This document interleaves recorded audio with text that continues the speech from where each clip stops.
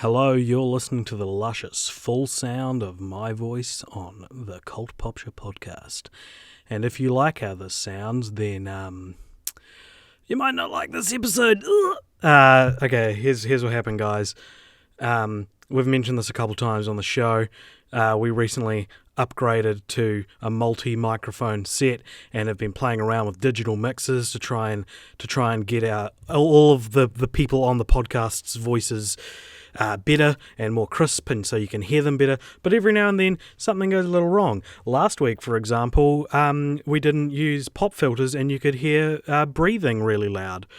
This week, I screwed up with something in the mixer called gate. And my more tech-savvy friends tell me that that's the reason why this podcast kind of sounds like we're underwater. It kind of sounds like both Richard and I have had the humanity sucked from our voices. So this is all to say, if you listen to this podcast for its audio quality, this episode might not be the one you want to check out.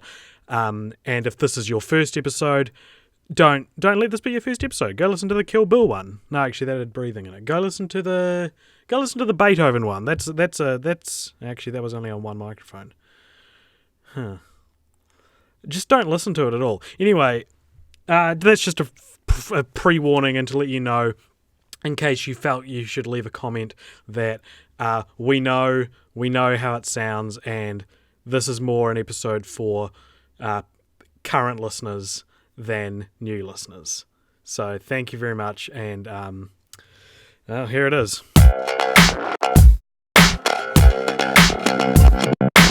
That was also a very personal thing to say. So maybe we'll start from here. Okay. From me saying that was a very personal thing to say. Just bleep it out. Just like, well, no, I mean, this is. I like to think that this is a podcast where you can be honest and just speak your mind. If you've got something to say, Richard, just say it. That's what I thought. This is me having nothing to say. Hello, everybody, and welcome to Film Franchise Fortnights on the Cult Popture podcast. My name is Alexander Jones, but you can call me AJ. Jay. And directly in front of me, sporting a beautiful handlebar moustache, which he's bleached blonde just for this podcast, it's Richard Martin. Hello. This is a podcast. If you've never heard it before, welcome. Then what are you doing here? Well, no, welcome. If you've never heard this before, we're just a couple of crazy cats from New Zealand, and we talk about film franchises every fortnight. We randomly select them. So if this is your first episode, please don't comment with, "Can you guys do this next?" Because no. We don't choose the episodes. I'm sick of telling people this. You know who you are. Every person that listens to this one. That's what a way to alienate our fan base. Yeah, someone was like, hey, I'm going to reach out to these two guys across the world who I want to engage with them. Yeah. And we go, hey, guess what? You're a fuckhead. I'm not saying, although we did get a very, very nice email from someone who I might read out later who suggested a bunch of films that he would like us to watch. Some of them weren't even films. Some of them weren't even franchises. But it's it's engaging with the listener. Yeah. I feel like I've established now that I don't want people to comment and suggest films. I've changed my mind completely. I want you to comment. Please just say anything. It's fine. Let us know if you're out there. Today on this episode, we're talking about a franchise called Monsters Inc. and Monsters University. The Monsters Universe. The Monsters University? Yeah. No, it's not. This really isn't referred to as anything. I guess it would be the Monsters Inc. franchise. Yeah. If anything, because all the extended Pixar's monster films. Yeah.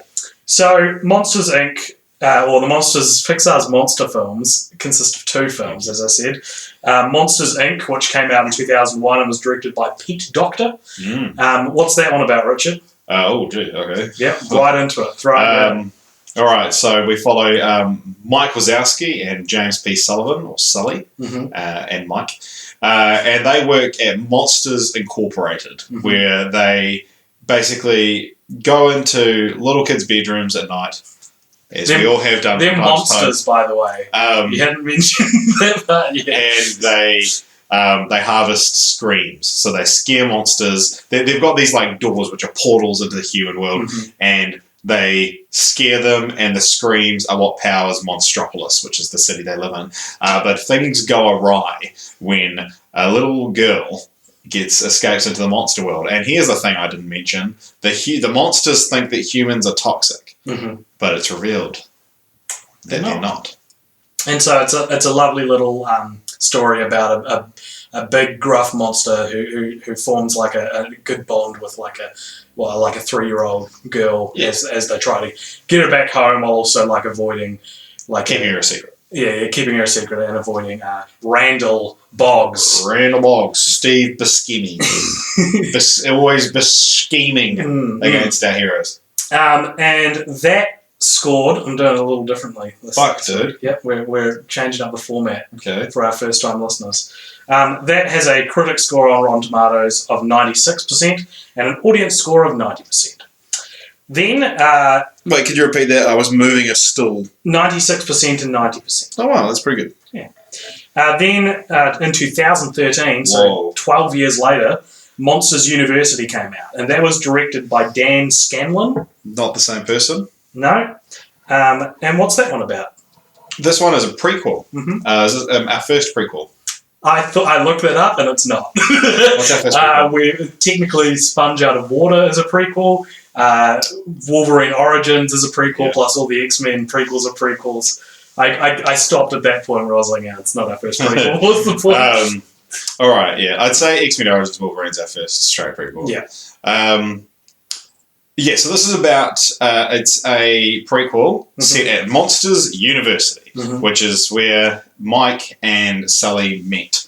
And they're kicked out, they get into an argument, and they're kicked out of scaring class. So, and they're not allowed to become scarers, which is like, they're the football stars of the Monsters world. And so they enter, and they have to start a fraternity and enter the scare games and learn to work together to be allowed back into scaring class to become scarers. And so it's also...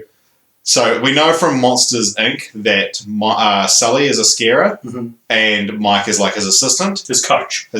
Yeah. And then we're shown in Monsters University that Mike, it was his lifelong dream to become a scarer. Yeah. But he just doesn't have it in him.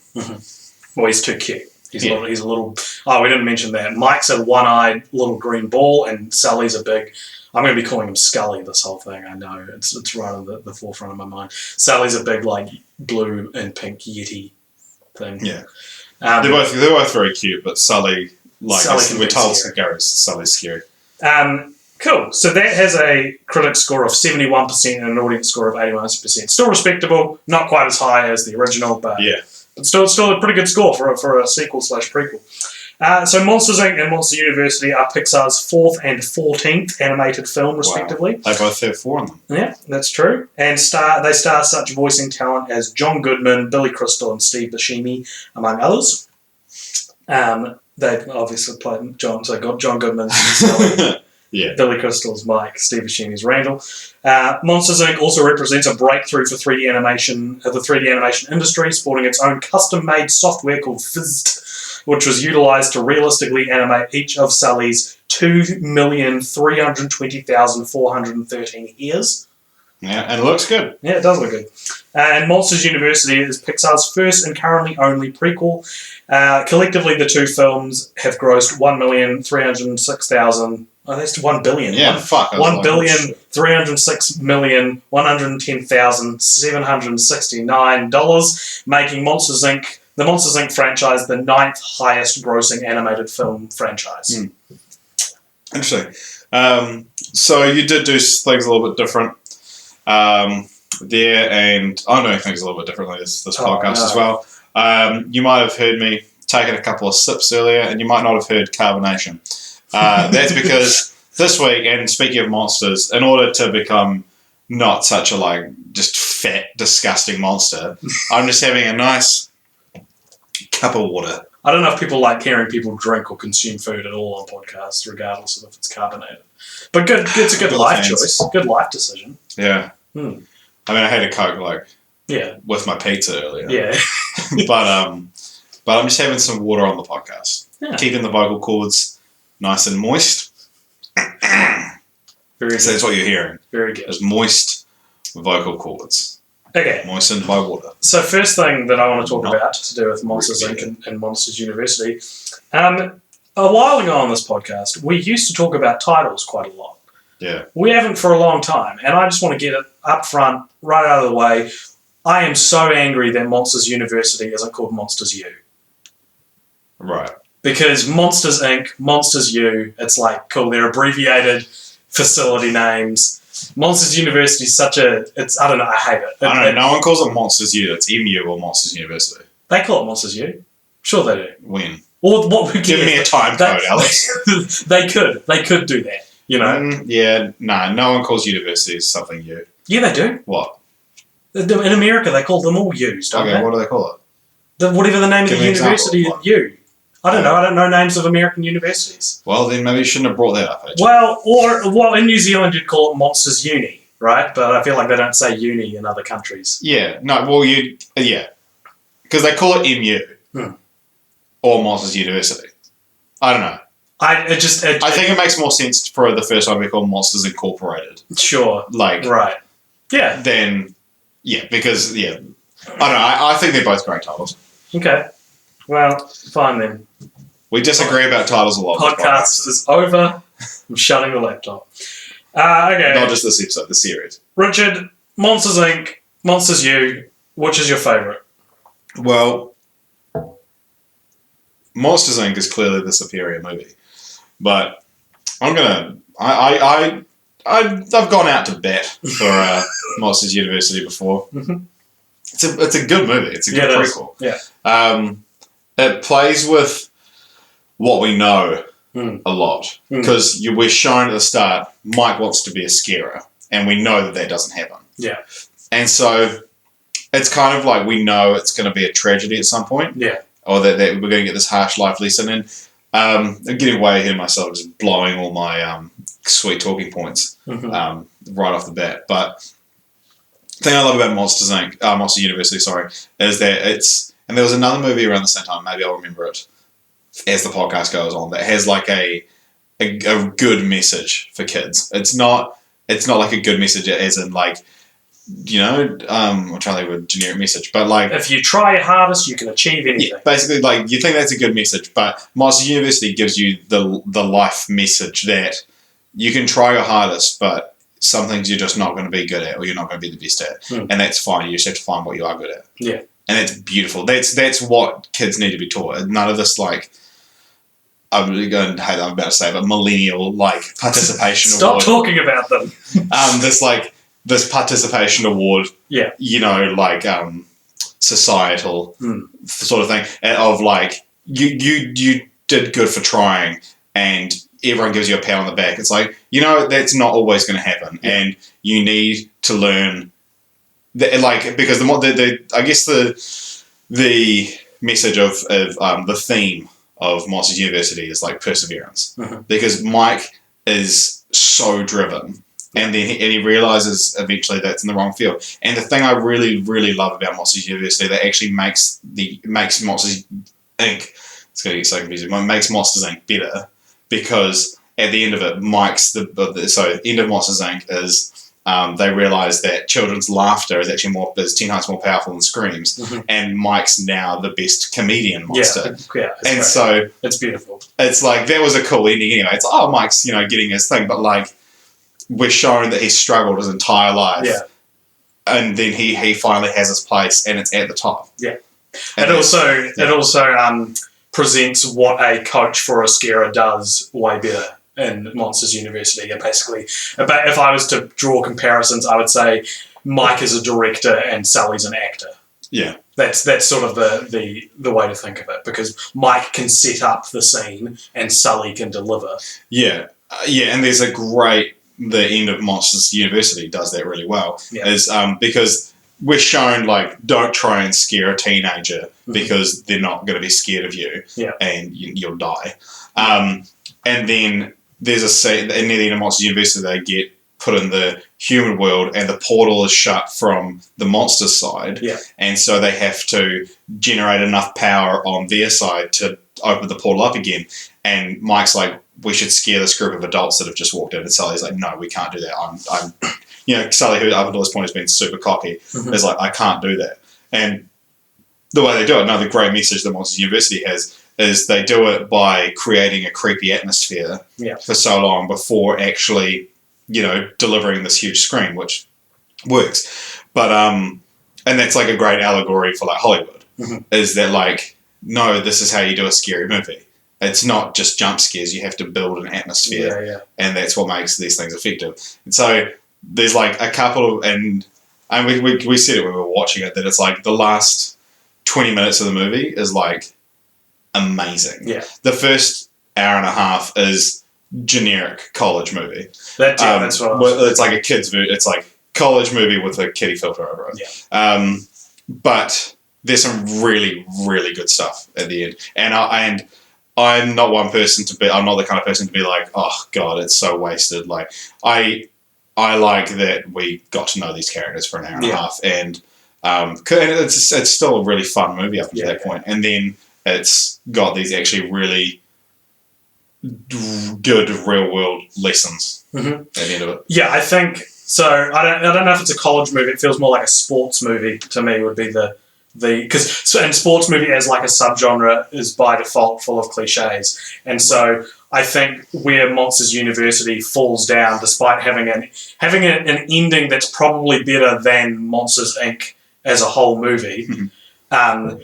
It's most of the movie is just kind of like a generic sports movie of the team learning to work together and rising to the top. Yeah, it's always like there's like 5 challenges. The first one, they lose horribly, but then they end up scratching through. Yeah. Like they lose because they didn't work together, and then they scratch through because someone else cheated. So predictable. And then after that, they like just barely win or something like that, and then there's like a montage of them doing really well because they've coming second because they learned to really work together.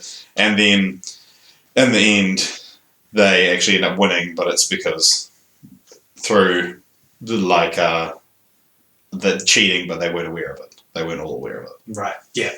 Like, I don't know how much I want to get into the semantics of what happens. I'm just saying that it's like it's very like the losing because they didn't work together and like learning that lesson and then learning to work together. It becomes the ending of Monsters University almost throws out the rest of the film because you thought it was about this, and it's like, hey, actually, it's not about this. It's like From Dusk Till Dawn. Like you thought it was about this, but actually, no, it's like there's a great scene where Mike and Sully are like haven't like. Should we do it? Do you want to be one of? Or should we play it?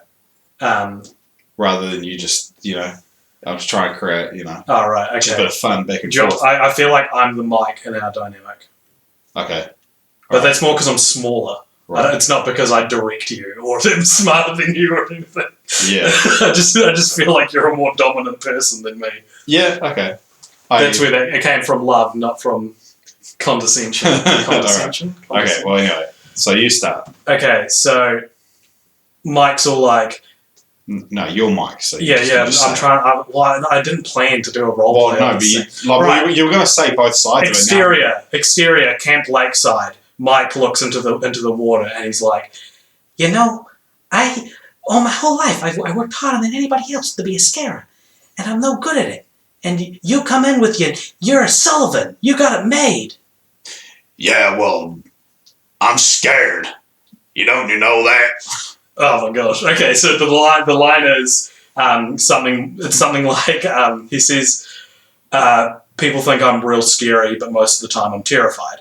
And what's really cool there, and I've experienced this in real life in sort of a similar situation. Everyone is so scared of you all the time. No, I mean if you guys don't know what AJ looks like, it's horrifying. Okay, I was talking to this girl I know once, and I was telling her about how life is harder when you're a chubby, short, hairy dude. right? I was like, and she's a pretty girl. I was like, life's harder when you're a chubby, short, hairy dude because people don't give you the benefit of the doubt. They assume you're a certain way, da da da da. And I was like, and I said to her, you must be happy just because you're pretty.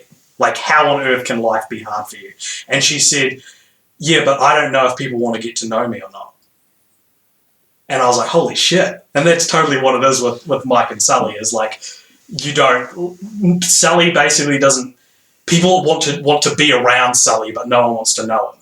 Yeah. It's interesting, like, yeah, so watching it, you kind of, and people would be listening to this and they won't understand one side of the argument. They'll be like, what? People love talking to you, like, even though you're, like, disgusting to look at. Or you'll be like, fuck you, like, you're attractive, I would give anything to be there. And, like, I guess coming from, like, myself being someone who is, like, quite attractive but has also gotten really fat lately. This is, what are you doing? Is that, like, I'm in this unique position of being able to understand both sides. Right, of course, yeah. You've walked yourself into this, buddy. I know, yeah, no, I was setting myself up for that joke. And you've ruined the illusion now. That wasn't off the cuff. I thought of that midway through your little speech. And then I turned it around so I could say that. Very good. No, and it's true. And now, having explained it... Monsters University depicts two sides of the popularity spectrum, where the unpopular feel like life is harder for them and the popular feel like no one wants to get to know them and everyone expects so much of them. Yeah, but having said that, like, fuck the popular people. Okay, so... There is a branch of popular people that everything that sounded way more like bitter than it meant to, but there is a branch of popular people that got everything handed to them, and they're also really nice people and they work hard, and fuck them. That's all I have to say. Monsters Inc. I think the main reason why I would regard Monsters Inc. as a better movie than Monsters University overall is because, well, there's two reasons. One, it's a super tight script. Like, that script, everything, there is no wasted time in Monsters Inc. Yeah, Monsters Inc.'s like 20 minutes shorter than Monsters Inc. Yeah, exactly. Which is interesting for, like, a 12 years later prequel you'd think would be the shorter one, but no. Like, yeah, and like Monsters Inc., it's like every scene leads to the next scene. Every setup is paid off. It's such a good script. And it also has Boo. And Boo is the little girl that Sully accidentally brings into the monster world, and she is such a dynamic character that it really, like, elevates the film. It's the icing on the cake of Monsters Inc., which is already a cool idea, and then it's like, hey, guess what? One of the main characters is like an adorable little girl. Yeah, and the thing as well, like, that Boo is so real as well, because it's not like they got a 10-year-old that they can boss around to, like, record these lines. They literally recorded her lines by getting a 3-year-old this year and just following her with the microphone. Yeah, it's great. It's so good. And it's like that. The Meg was out here. Yeah, she so says stuff that doesn't make any sense. Yeah. Like, there's one bit where she just says something real. I can't remember what it is. Yeah. It's sort of been a way better example if I could remember what it was. But it's random. It's realistic. It's random and bobs. And it works. By the way, Happy Feet 2 was the other movie you're thinking of with a similar premise, a similar message to Monsters University. What was that? Happy Feet 2 is, even if you want to fly really bad, you can't fly. No, I think I'm thinking of... Thank you for pointing that out. And I know that, like, Bill and Krill had an interesting message. Will and Bill the Krill had an interesting message as well. 2 episodes in a row mentioned Happy Feet 2. Couldn't be on more different franchises. But, yeah, I think it might have even been Inside Out, which is, like, just another Pixar movie. But it's, like, the message that it's okay to be sad is a good message. Pixar, man. Yeah. That's what Pixar does. There is something else. It's a real harsh life lesson. Wreck-It Ralph? Wreck-It Ralph's essentially know your place. Know your place, but, like, make good out of it. I'm going to keep thinking about it. Okay. Speaking of Pixar, I would like to know, because so personally, I'm a huge Pixar fanatic. Dude, I'm so weird for Pixar. I am, like, super big into learning more about how to tell stories, and Pixar are kind of like the godfathers of storytelling, basically, especially in the modern cinema landscape. Where do either Monsters Inc. and Monsters University or Monsters franchise as a whole rank for you in Pixar's filmography? Let me, through the power of phone, bring up Pixar movies, and then I'm not going to read them all out necessarily. In fact, I probably will read them all out, knowing me. But just to get an idea. So, I'm going to try and name my favourite. This is really hard. I don't know. Monsters Inc. comes from the untouchable top. I'm going to say 5. Yeah. Which would be Toy Story, Finding Nemo, Monsters Inc., Cars 2, and so their top ones are their best kind of. You don't mess with these. These are always at the top. Would be Toy Story, Finding Nemo, Monsters Inc. Probably The Incredibles, Wall-E, and Toy Story 3. But the Toy Story franchise. The Toy Story franchise, I would put as one. Yeah, and I'd also put Inside Out in there. Yeah, well, I was just about to say that. Since after Up, I'd say that was the end of when Pixar was appointment viewing. Every film has to let you sit down and watch it, and it's going to be the best film you've ever seen. And then they Brave, pretty forgettable. A couple of the sequels, obviously Cars 2 was the start, beginning of the end. Even The Good Dinosaur, not great, but Inside Out. I'm gutted that Inside Out came out when it did because it's perfect. Yeah. But then I think that it's actually it's kind of like The Simpsons, is that you had the golden age of you can't touch this, and even Toy Stories season 1 and 2 when it's it's the foundations are there, but the technical side isn't quite. And if you watch Toy Story again, it actually it's got its flaws definitely, especially the technical side of it. And then now it's it went through quite a dark patch with Cars 2. Brave, and now it's kind of up again, but it hasn't sort of reached that peak again. I'd say Monsters University, even Cars 3, and Finding Dory are they're showing that they've still got it, but they're maybe just not trying as hard anymore. But Inside Out is perfect and should be considered part of the gold standard. Yeah. I think Toy Story are their only franchise that gets better with each film. Yeah. I would say Finding Dory doesn't. Finding Dory was a disappointment for me. Yeah. I would say Cars is just so low tier for me from the start that I don't. The first Cars is actually good. The first Cars gets shit on a lot because of Cars 2. Cars 2 is fun, but that was the people had just come off Up. Yeah. And they were expecting the next Waterworks, and it doesn't even try. It's not like it tries and fails. Yeah. Say something like The Good Dinosaur, you could say it tries to be quite deep, and it's not. It's very surface level.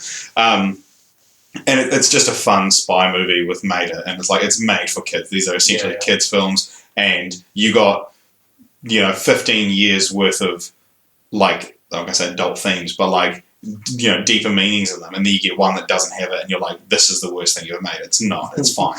And then Cars 3, which we saw recently, actually is pretty good. Yeah.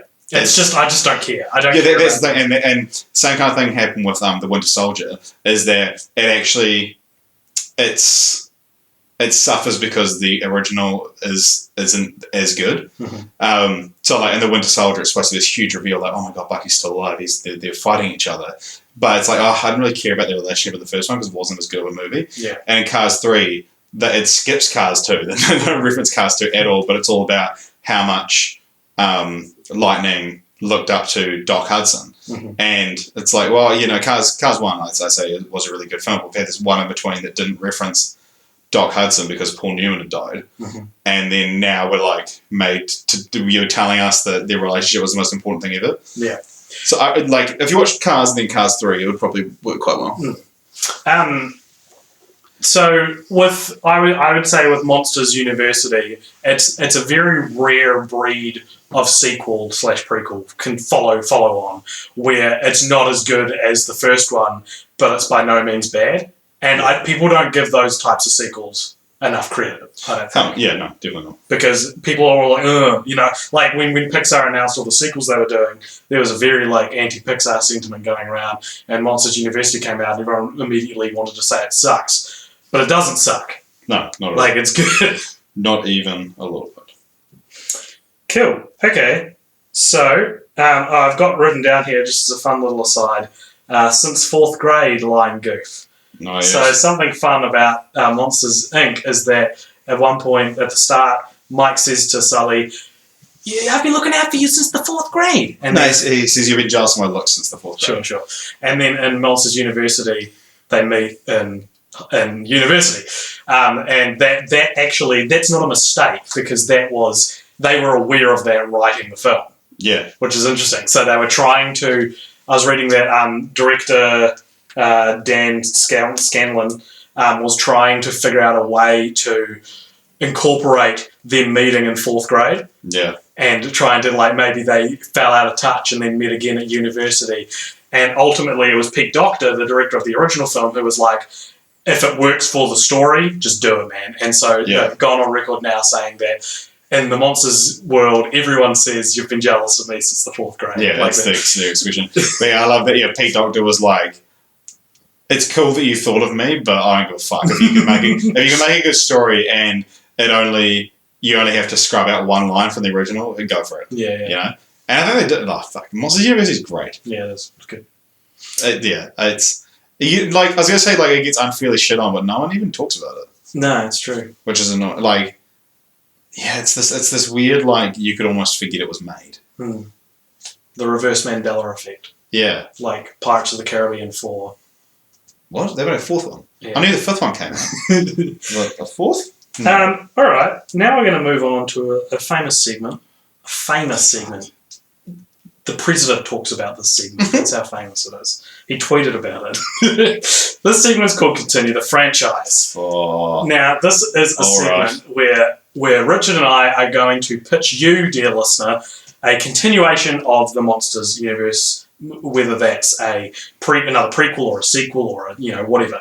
Now, interestingly, there is quite a lot of history. I'm showing you how much I've written down under Continue the Franchise now. Dude, I'm gonna save my little interjections, and they're gonna be great. Okay, so interestingly, Monsters Inc. has been carried on and continued as a franchise in numerous ways outside of Monsters University. Bowling for Screams. Yeah, so there have been a couple of short films that we didn't watch, which include Mike's New Car and Party Time, I think it's called.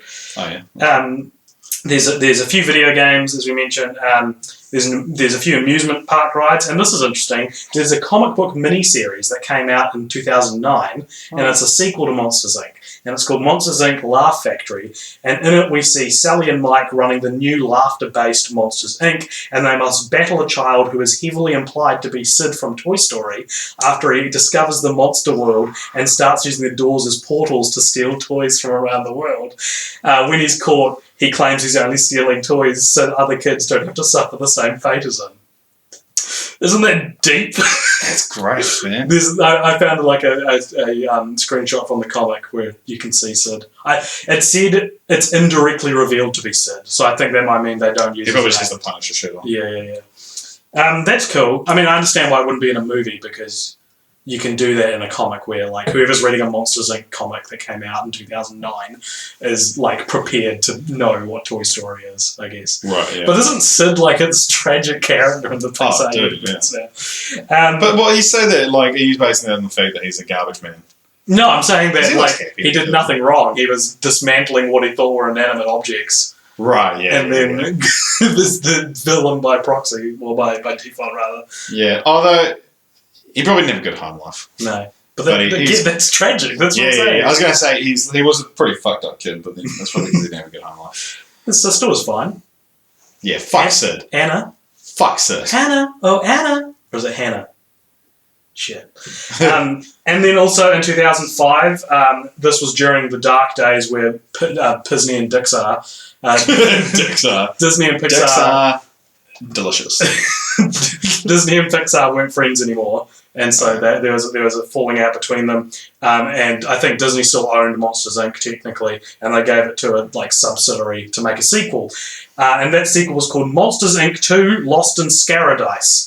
And this I was one, hoping you wouldn't find it because this was going to be my continued franchise. In this one, the plan was that Sully and Mike get lost in the human world after looking for Boo.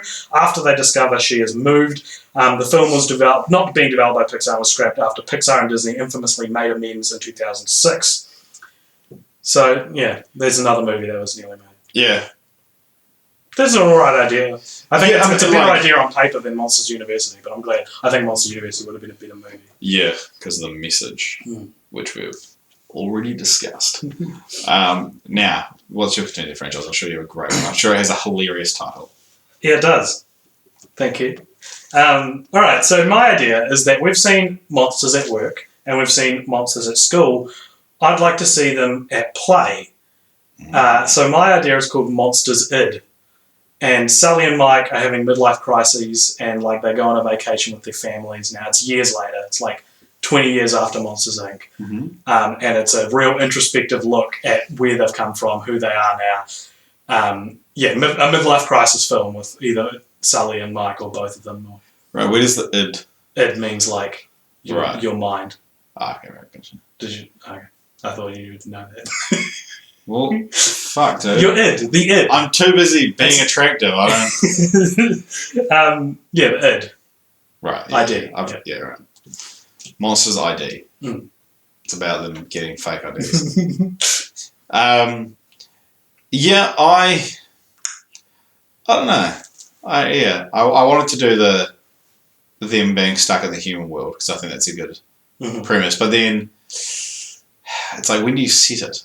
Yeah, because I don't like the idea of doing a film set at the Laughter Factory. Yeah, that's not as interesting. To me. We've seen the factory. We don't need to go there again. Yeah, so or you could do like a distant sequel with Boo having grown up, which is another good idea. Is it? I almost don't want to see it. To me, I think as much as I want to see more sequels to Monsters Inc. because it's like the best world building and like and most film history. Yeah, well, not film history, but then they're so reserved with it. Like they didn't like blast out with all these spin-offs and movies and stuff. Right. But that world was fully realized. But I think almost the ending. So the ending of Monsters Inc. They get Boo's door back, and it's like months later, and Sully opens it, and it's him looking into Boo's room, and he goes, Boo, and then you hear Kitty, and he like sees her, and he smiles, and it's him, it's beautiful. That's akin to the ending of like Casablanca, to me. Right. Like, I don't want to see a sequel to Casablanca, because it's not going to go anywhere interesting. Casablanca's like this tragic, beautiful ending, and it's like, oh, they ended in the perfect place. I kind of feel the same way about seeing more of Boo and Sully. Like, that story... I want it to be happy, and therefore I don't want it to continue. All right. Okay. You're right, and I agree with you. My continuing franchise is Bowling for Screams 2. Okay. Monsters Inc. Bowling for Screams was a PC CD-ROM game where you... And I got it in a box of LCMs, which are like rice bubble marshmallow cakes. Rice Krispie treats. Yes. Yeah, Rice Krispie treats for our American viewers. And also, we've got a listener in Houston. Like, let us know if you're okay. Yeah, and he hasn't commented in a few weeks. Yeah. So Brent, are you okay? Yeah. We call this segment of the podcast, Brent, are you okay? Are you actually, like, you know, I'll get back to my continue the franchise in a moment, but let us know. Anyway. For those listening to this in a year's time, there's just a big hurricane in Houston, which is why we're asking. Our hearts go out to everyone affected by Hurricane Harvey. Should we just say that? And Brent, if you're listening, let us know. Yep. So, Bowling for Scream, Rice Krispie treats. So, it was like a game where you basically just positioned as a bowling game, positioned where you wanted the ball to be in line with the lane, and then you hit go, or spacebar probably, and then you like had to control the ball down the lane and hit as many pins as you can. And I think there was... Bowling for Screams was one part of it. There was like 5 different games that you find in like a pool horse. There was like a Monsters Inc. pool as well. But like I only got like a demo disc in my LCMs. So maybe my continue the franchise is just I want the rest of those games. They're out there. I just have to go the franchise for your own personal experience. I just want the full version of that game. So if anyone has it, Send it to Send it to- Cultpopture PO Box.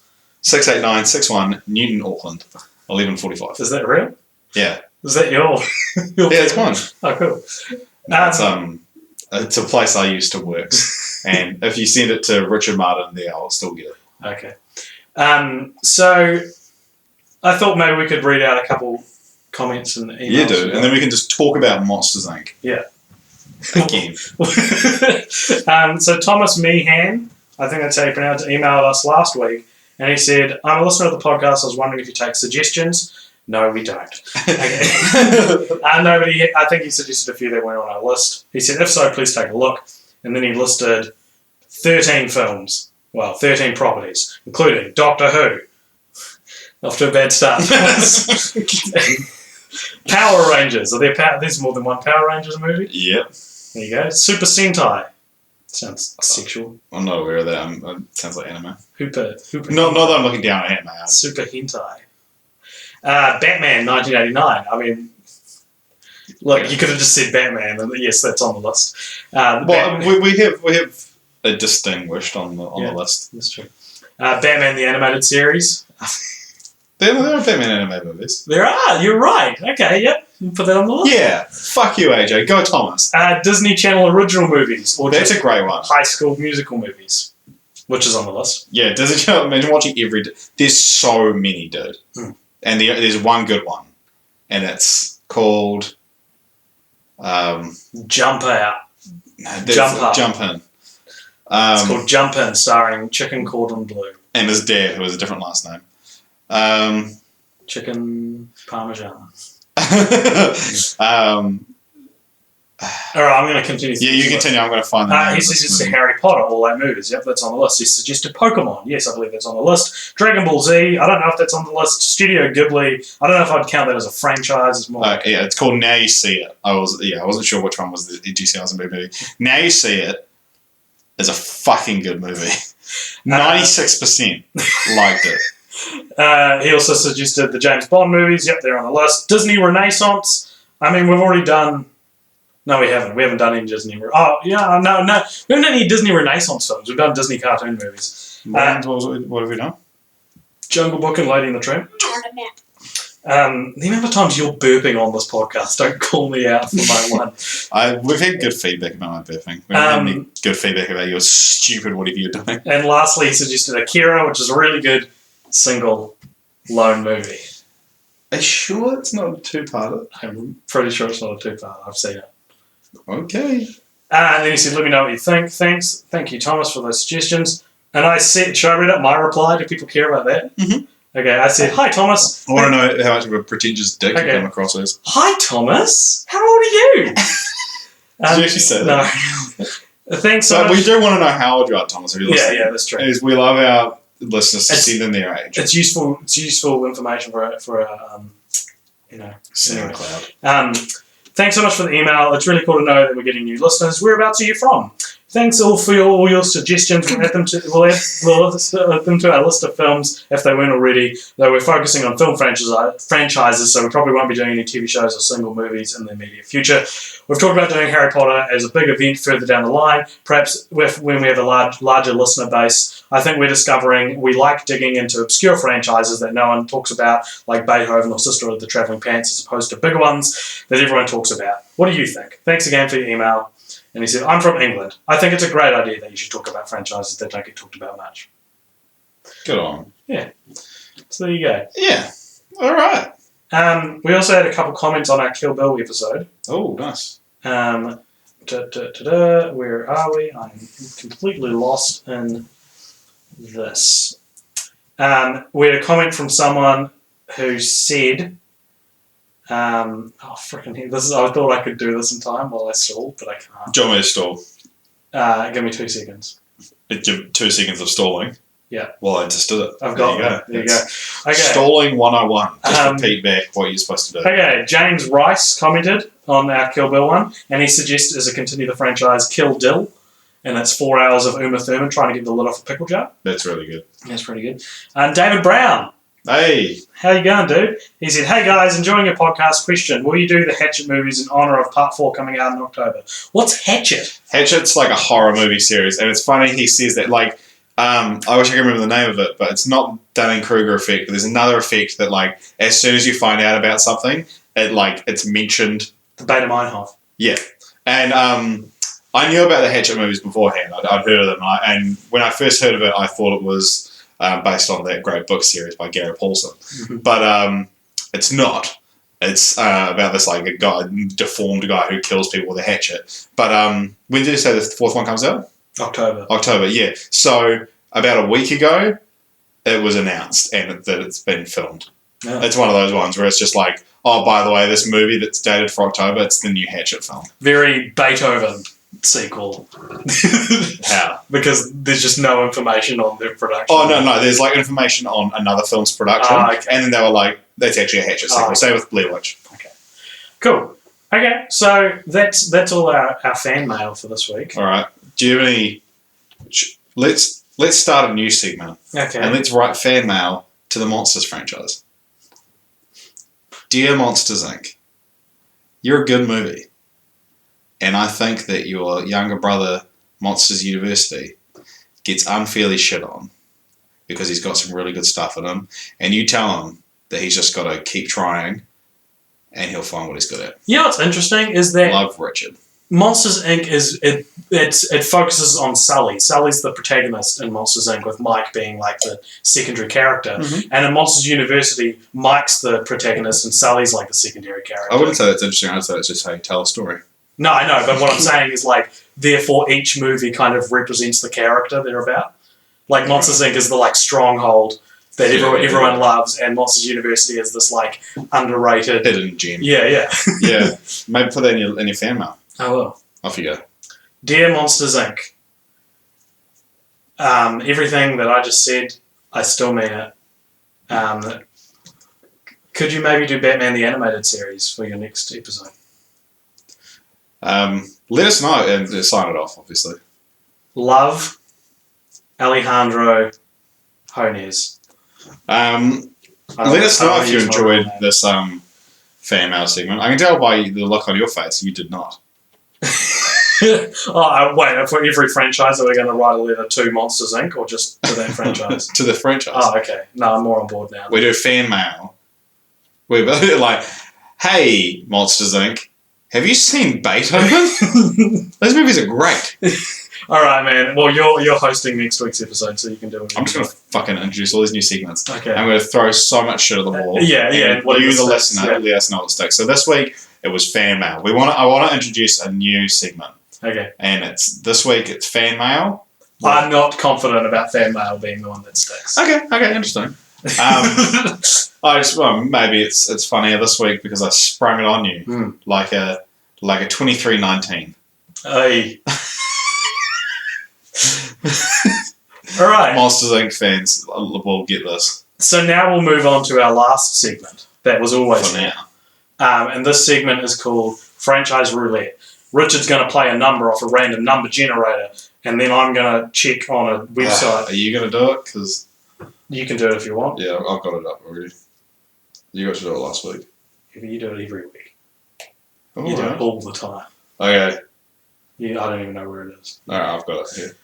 Random number is 97. So whatever 97 is on this list of franchises will be our next Fortnights franchise that we delve deep into.